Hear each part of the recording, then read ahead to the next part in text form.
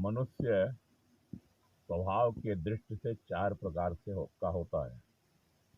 जैसे एक ही प्रजाति की मक्खी, मधुमक्खी, भंवर और गोबरैला स्वभाव से चार प्रकार के होते हैं, ऐसे ही मनुष्य भी स्वभाव से चार प्रकार का होता है।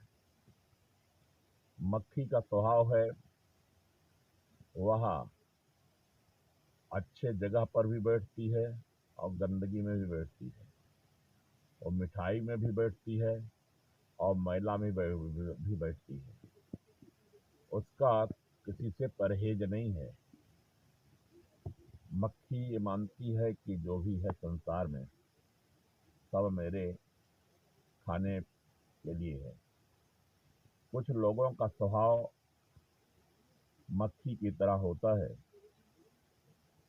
और वे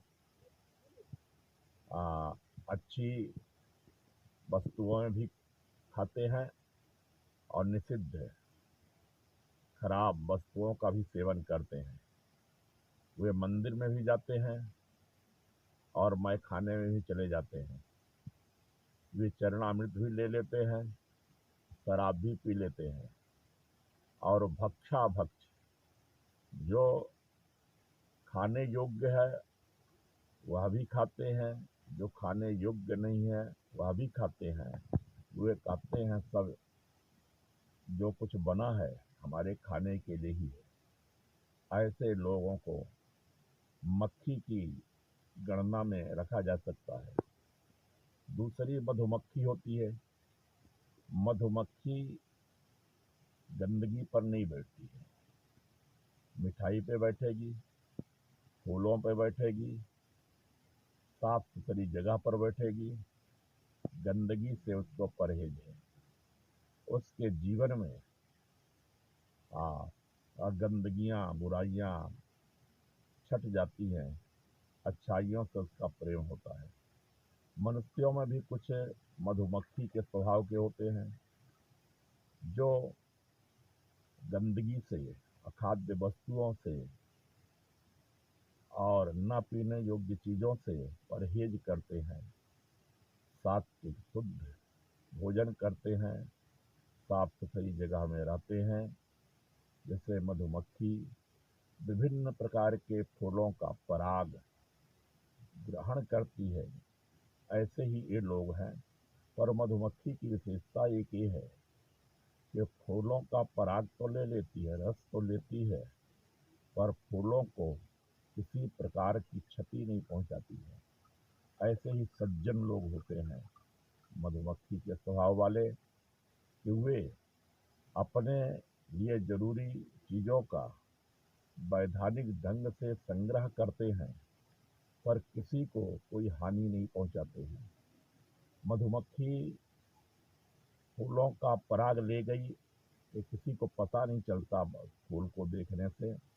ऐसे ही सज्जनों की वृत्ति होती है, और हर व्यक्ति को जो मक्खी के स्वभाव वाले हैं उन्हें मधुमक्खी बनने की यात्रा पर निकलना चाहिए। कोशिश करना चाहिए कि उनका मन मक्खी से नहीं मधुमक्खी की तरह व्यवहार करे।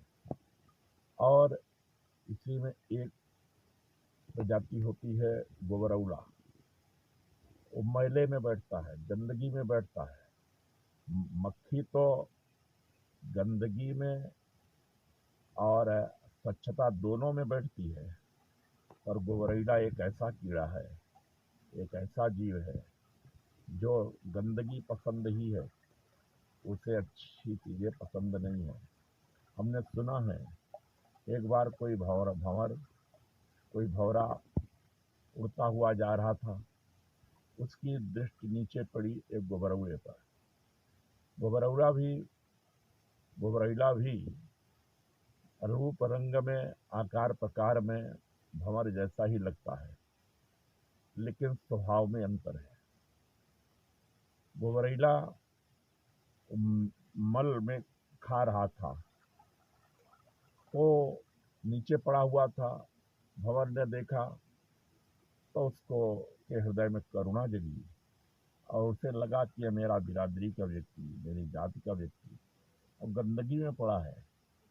इसलिए वो नीचे आया और कहा, भैया चलो मेरे साथ चलो, छोड़ो ये गंदगी, मैं तुम्हें नंदन कानन ले चलता हूँ।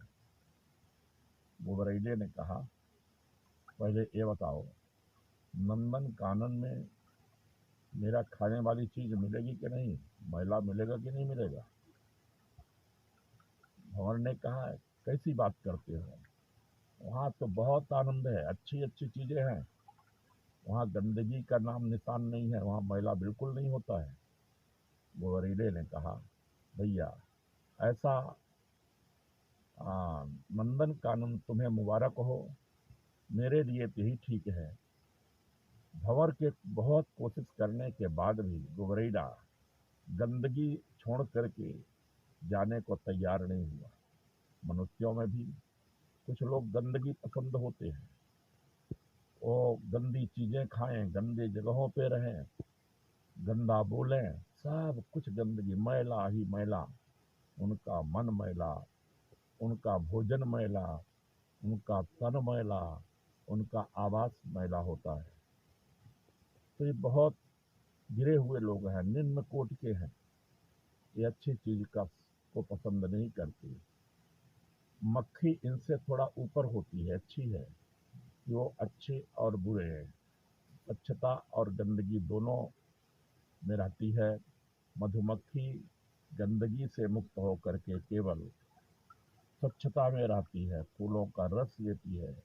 और एक चौथा है भंवर, भौरे का मन स्वभाव बिल्कुल अलग है। उस मधुमक्खी जहाँ सब प्रकार के फूलों का रस लेती है, सब प्रकार के फूलों में बैठती है, वहीं भौरा केवल कमल के फूल का पराग लेता है, कमल पर रमता है।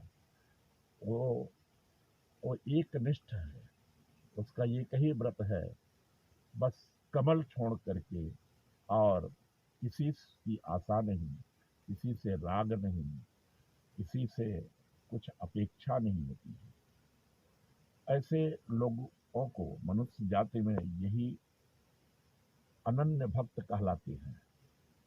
तुलसीदास पन कर मन मधुकर, रघुपति पद कमल वसइहु। जैसा में तुलसीदास जी कहते हैं, मैं अपने मन को अब तमाम दुनिया के आकर्षणों से मुक्त करके, अच्छाई बुराइयों से अच्छाइयों से दोनों से पार होकर केवल भगवान के चरण कमल रूपी चरण कमल में अपने मन मधुकर को बसाएंगे, भगवान के चरणों में ही लगाएंगे।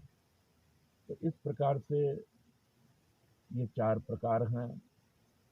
जो गोबरैला है, उसकी आगे यात्रा हो तो मक्खी बने, मक्खी से मधुमक्खी, और मधुमक्खी के बाद भी भंवर कई श्रेणी है, और ऐसे मनुष्य वंदनीय होते हैं।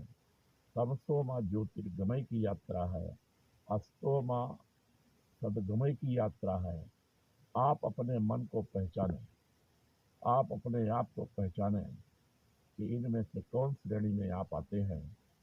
आपका मन गुबरैले की श्रेणी में है, मक्खी की श्रेणी में है, मधुमक्खी की श्रेणी में है, या भंवर की। भंवर का स्वभाव तो, भंवर जैसा मन तो बड़ा दुर्लभ है, पर यदि आप अपने मन को मधुमक्खी बना सकें तो भी जीवन धन्य हो जाएगा। यही आज का चिंतन। आज गंगा सप्तमी का पावन पर्व है। मां नर्मदा में स्नान करने के लिए, डुबकी लगाने के लिए भगवती भागीरथी गंगा आती हैं, और आज ऐसे हम मां नर्मदा की गोद में बैठे हुए और यही कामना करते हैं कि मनुष्य मधुमक्खी बने, भंवर बने, इससे उसका, परिवार का, समाज का, सबका हित होगा। बोले नर्मदा मैया की जय।